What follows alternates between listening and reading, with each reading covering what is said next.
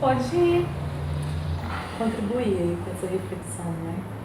Não sei se eu entendi direito aonde você quer alcançar com a reflexão, mas né, eu faço uso do vibrador, vamos dizer assim, Sim. quase sempre. E ele é um adendo. Ele é um mas extra. você faz terapeuticamente. Terapeuticamente. Isso é importante. Né? Mas muitos, e é engraçado porque muitos homens, depois que eles aprendem a fazer numa namorada, numa esposa, eles ficam com uma seguinte pergunta: Tipo, cara, o vibrador é melhor do que eu. o que eu vou fazer agora da minha vida? Não, Eu viu? falo, cara, ela não vai arrumar alguém pra ver. Lógico. Ela não vai separar de você pelo vibrador. Ela não vai beijar o vibrador. Ela não vai tem- chorar no ombro do vibrador. Não tem um afeto. Aquilo é mecânico. Claro. Ele vai produzir um monte de coisas muito interessantes no corpo depois de um período de tempo que você usa. Sim, mas ainda assim é mecânico. Ele é Não um vai complemento, substituir. né? Na verdade, é um complemento só. É uma brincadeira, no fundo. O problema é que a gente leva essas coisas tão a sério que a gente acha que uma coisa vai substituir o humano. Ou que o humano não vai precisar da coisa. Não, leva uma brincadeira. Sabe, se levar a relaxar dos dois, funciona de uma forma tão melhor do que se... Não, tem que usar assim, tem que usar assado. Tem umas técnicas, mas ainda assim tem que ser uma brincadeira entre os dois. Não, super interessante. Só para sua contextualizar, para quem está vendo aí, não conhece o Pashupati, ele é um terapeuta tântrico, vai aparecer aí embaixo o nome dele, terapeuta tântrico. Então o trabalho dele tem muito a ver com essa questão que no filme mostrou do tratamento da histeria. Porque alguns médicos na época, e aí o filme mostra um médico, né, especificamente, começou a tratar a histeria com o que hoje a gente chamaria de massagem tântrica. Né? Uma massagem tântrica isso mesmo, bem arcaica, mas é verdade. E eu achei engraçado que quando me indicaram esse filme, falaram assim, é um filme que fala sobre a descoberta do vibrador. Aí eu fui assistir o filme achando que era um filme muito bobo, assim. Sim. Quando eu assisti, eu falei, uau, eu não acredito como uma pessoa pode ter visto esse filme e concluído isso. Isso é o menos importante na minha perspectiva. A descoberta do vibrador ali foi para mim um detalhe, né? Total. E isso eu acho que é mais uma demonstração do quanto, assim, às vezes a sociedade está tão longe de entender, né, as mulheres. E o que o Pashupati falou, assim, nenhum vibrador vai substituir o contato, né, e a troca. E eu já... É a área que, acho que depois da morte, mais dá medo do ser humano. A sexualidade? Claro que sim. Né? Seja quando você não sente, seja quando você sente prazer. Sim. Né? E eu não vi o filme, eu não sei quanto tempo eles faziam, né, o uso do vibrador em determinada sessão, enfim. Mas tem todo um esquema energético do corpo relacionado ao orgasmo. Né? Estou supondo que no filme eles fizessem um atendimento meio INSS, SUS, uma coisa meio rápida. Sim. né? Na verdade, assim, o início... Que é o início, né, a energia começa a subir, a mulher, né, naquele caso, naquele momento, começa a aparecer o sintoma, ela vai no médico, a energia dá uma descida, para a semana que vem ela voltar de novo. E nunca atingir. Não, na realidade, assim, no início ele não usava o vibrador, ele fazia massagem, como se fosse uma massagem tântrica, sem vibrador. E aí no decorrer do filme, eles acabam inventando o vibrador, porque, enfim, o médico já estava com tendinite, porque só tinha 2 médicos na cidade para atender todas as mulheres, então tem esse lado até meio cômico. Aí inventam o vibrador e começam a usar as duas coisas. Mais ou menos isso, né? Isso. Mas essa história é o pico do orgasmo, né? O orgasmo ele tem uma energia, um bom orgasmo, de certa forma, curativa. Gigante modo de dizer. Né? Mas me parece nesse filme que eles iam mantendo o sintoma sem energia. Sabe quando você tem uma panela de pressão, que você aumenta a pressão dela, vai pipocar e claro. Como todo mundo tem questões a resolver, e na época era uma sociedade machista, ou seja, só as mulheres tinham questões a resolver. Sim, claro. Os homens eram perfeitos. Aumenta-se a pressão, aumenta-se a energia e as coisas estouram. Né? Quando se fala hoje em dia terapia tântrica, massagem tântrica, a ideia é um tanto diferente. A ideia é usar a energia transformadora, que eu nem falo mais orgasmo, eu falo do êxtase. Muito melhor esse nome. Bem melhor, porque o Representativo orgasmo do que a gente sente. ficou meio banalizado com filme pornô, com etc. Não tem nada contra, mas enfim, ficou uma coisa muito... a cenoura na frente do burro, né? E eu prefiro usar a palavra êxtase, que dá uma ideia mais de transformação como um todo da pessoa. Do que tipo um fim em si mesmo, né? Porque quando você faz um uso prolongado de um êxtase, seja através do vibrador, seja através de uma relação com seu parceiro, sua parceira, aquilo te transforma. Em alguns níveis, às vezes inconscientes, você vai perceber tempos depois, mas te transforma. É verdade. Enquanto o orgasmo mais ou menos normótico, ele só diminui um tanto de energia que iria talvez para o sintoma. É como se resolvesse o sintoma sem resolver a causa. Pois De é. certa forma. Isso me faz pensar, não sei porquê, né? Talvez tenha a ver, ou talvez não tenha a ver, mas aqui vamos. No ponto G, que tanto todo mundo quer saber onde que está e é tão importante tudo. Às vezes me parece que é a vontade de achar um ponto onde você fazer clique e pronto. Que de novo, clique e pronto. Mas não tem toda essa coisa que vem antes, que é o que você fala, que te leva progressivamente até um ponto onde é curativo e não um interruptor tipo de prazer, né? E é muito engraçado porque eu percebo que quem são os que buscam mais o ponto G são os homens. E às vezes me dá a sensação de que, tipo, para ficar bem na minha performance, para não falhar, né? E para ter uma coisa assim como segura, eu vou saber onde está o ponto G, então aí não falho. Talvez é uma ideia falsa que eu tenho. Talvez, não sei. Mas... O ponto G ele é bem... Não só o ponto G, né? Mas essa história que você falou de achar os botãozinhos das mulheres. O atalho, né? É muito isso. Tem essa parte dos homens que querem achar as performances, seu craque no videogame. A minha teve 100 orgasmos, a minha teve 1000, ganhei, sabe assim? Mas também você falou receber, sempre está preocupada de receber, né? Perdão, de dar e não de receber. Mas também faltou pedir. Eu quero isto deste jeito. Isso também é muito difícil. Ninguém ensina a ninguém, eu acho, né? Sobretudo as mulheres, mas os homens também eu acho que não ensina, assim, tipo, eu gosto deste jeito. É explicar pro outro, Sim, né? abertamente, pelo que você falou, né? A morte e a sexualidade é uma coisa que dá medo, escuro, né? Então é Ninguém melhor a fala. gente não mexer muito. Então, se você imagina a relação sexual de duas pessoas que não se comunicam, é tipo, vamos cruzar os dedos para que dê certo. Mas poderia ser que dê certo super bem se tivesse uma ótima comunicação. Eu acho que o pedir é ótimo, só teria uma... Porém. Como eu peço uma coisa que eu não sei? Porque eu não me conheço. Homens e mulheres. Né? Eu falo que às vezes são dois coitados tateando no escuro, tentando se achar. Sim, entendi. Né? Sim, claro. Faz todo sentido. Geralmente, eu vou supor uma estatística escrota, mas 85, 90% das pessoas não estão nem abertas a experimentar o próprio corpo. Então como que ela vai poder pedir pro outro uma coisa que nem ela mesma sabe? Eu sempre falo, o relacionamento é o campo da adivinhação. Ninguém é sensitivo nem adivinha, mas sempre se espera de algum momento, seja no sexo, seja na comida, que o outro adivinhe o que eu quero. Sim. Eu não posso falar.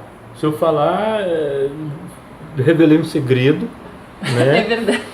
E eu vou ficar chateado porque o outro não adivinhou. Aí se o outro não adivinha, eu fico emburrado, né? Eu falo, não sabe nada, não me conhece, não presta atenção em mim. Eu falo, pô, mas pede.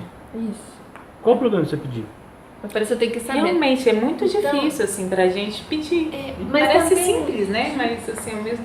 Porque isso, a gente fica meio esperando que o outro vai adivinhar e o outro esperando que a gente vai adivinhar. Mas isso nos leva a outro tema que tem a ver, que também a gente não é educada nem encorajada para o tema da masturbação.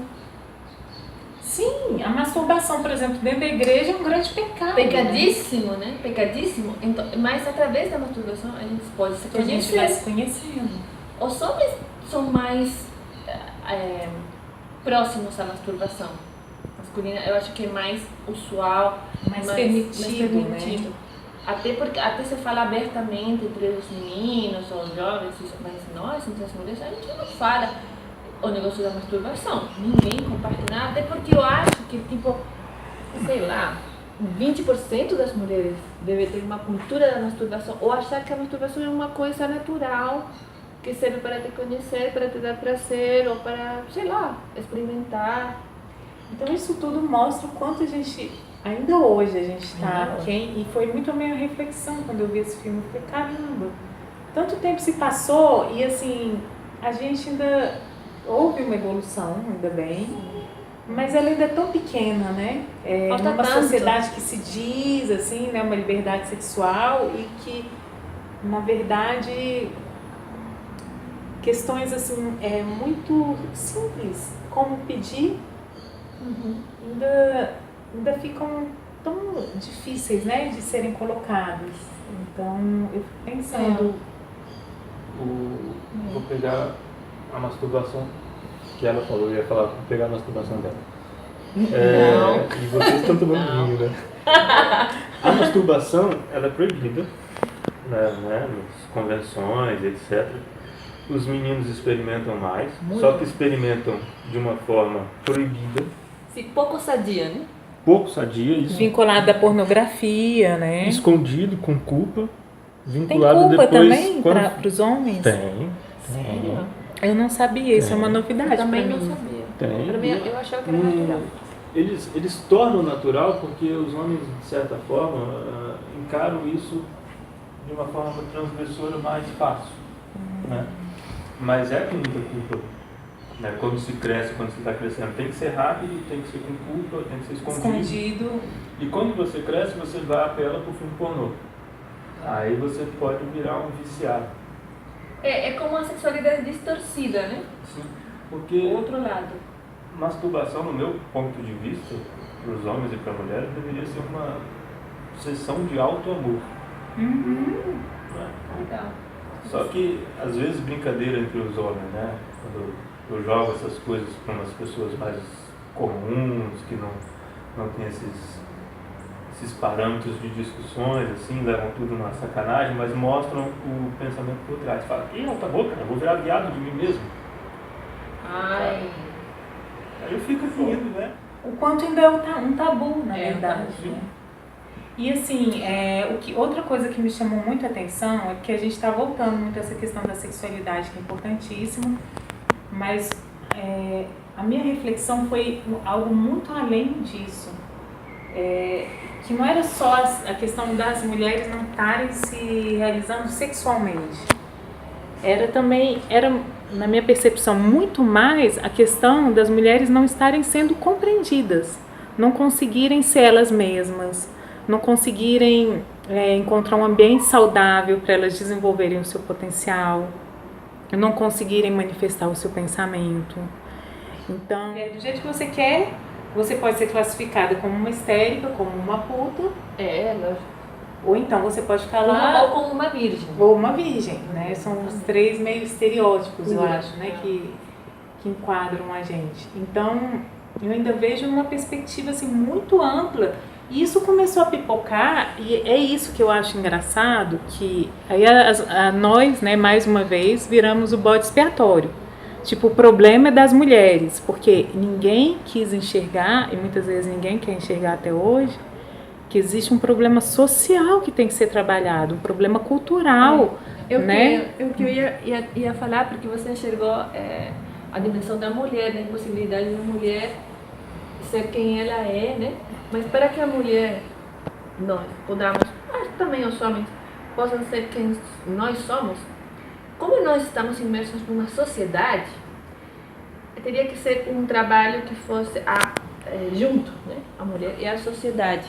Porque, por exemplo, se eu ou você falamos um dia, ok, eu vou ser livre, vou buscar minha liberdade e vou pedir o que eu quero, e vou fazer isso. Logicamente que vai ter pessoas como nós que vamos estar abertas, de cabeça aberta, e vamos falar, legal, muito bom, mas 80% da sociedade vai me julgar, vai te julgar, e provavelmente muitas portas vão se fechar por causa disso, né? Portas masculinas e portas femininas, né?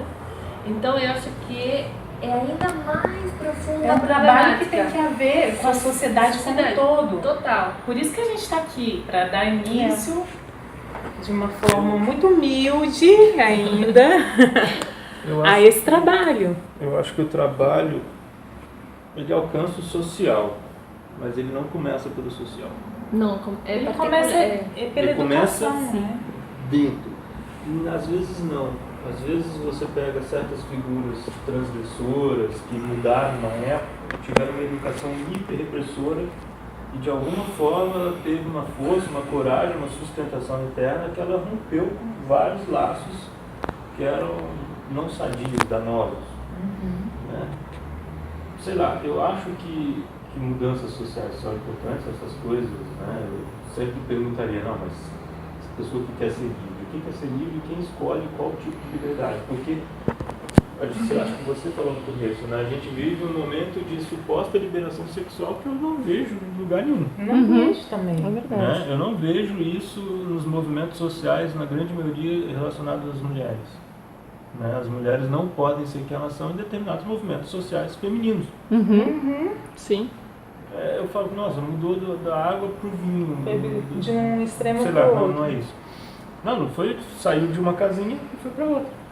Saiu de um tirano e foi para uma tirana, às vezes. Sim, eu vejo muito isso. Né? É. E eu, antes, acho que eu falei isso em um momento, talvez no primeiro, né? Antes era não dê, agora a sociedade, alguns círculos, fala dê. Mas eu não quero, mas dê. Se você não der, você é uma casta, uma virgem, uma puritana, Ou seja, uma de qualquer santa. forma a pessoa não tem a liberdade Não de não tem dar, liberdade. se ela não quiser. Exatamente. Né? E às vezes se sujeitam muito a, então vou dar. Então tá. Né? Eu atendi muitas mulheres que vivenciavam isso no círculo de amigas. Elas falam, as amigas, pelo jeito que elas falam, elas dão sem querer dar. Elas saem e fazem o que o cara quer e depois o cara não liga. Isso é óbvio. Sim, claro. Porque elas estão fazendo o que o cara quer, elas não estão fazendo o que elas querem. Isso se sente Então, elas não também. estão conectadas com elas, não vão conectar com o cara de verdade, vamos dizer assim. Que queira alguma coisa mais profunda, nem que seja aquele momento. Ou no máximo o que ele quer é aliviar as esfínteres, aliviar os testículos. Pronto, acabou, eu te dei um usufruto, a gente combinou aqui, você me serviu bem, tchau e benção. Mas ela entrou numa dessa por pressão. E depois se machuca também. Depois, não, durante já. Já começa a machucar antes, se machuca muito. É que na verdade, claro, esse tipo de relação é tudo o contrário da cura que você falou no começo, né? Porque em vez de te levar a uma cura dos dois, te leva a um vazio dos dois. Então... Porque sai do momento desse ele falando toda mulher é puta, e sai ela falando todo homem não presta. Sim, claro, e aí o círculo é vicioso. Não, sim, na verdade, ninguém ali ficou satisfeito no final das contas. Só para complementar, que me chocou muito, e estava fazendo um exame outro dia e tinha lá, você já fez algum tipo de cirurgia? Aí tinha lá, histerectomia. Histerectomia? Que é isso? Até achei esquisito. Aí tava lá, entre parênteses, retirada do útero. Eu falei, uau! E aí eu entendi no filme, aquela mulher que estava sendo julgada, porque de fato, naquela época, em casos que eles consideravam extremos e que eles não conseguiam resolver, pasmem, a solução era retirar o útero. Então, como assim? A mulher está lá com alguma questão que está emergindo, porque ela está demonstrando uma questão que não é só dela, mas uma questão social, e de repente, não sei como resolver, não vou tirar o útero. Gente, eu me senti assim, pra mim é um absurdo, é uma coisa tão absurda e até hoje usam esse nome. E sem falar que é uma mutilação, né? Uma mutilação. Mas isso, além de ser chocante porque é uma mutilação e porque é uma solução hiper fácil, demais, também é chocante, eu acho, porque a ignorância persiste até hoje. Estamos no 2017. Como é possível que essa terminologia, sabendo que o poder das palavras é tão forte, que essas palavras não tenham mudado? Isso é surpreendente. Para mim ainda. Eu acho que por isso a gente recomenda o filme Histeria, para vocês verem e tirarem suas próprias conclusões, falar entre amigas, amigos, de tudo que estamos falando, ou mais, né? Que talvez tenha outras luzes, outras abordagens que saem de pessoas diferentes que assistem a este filme, mas é muito recomendável.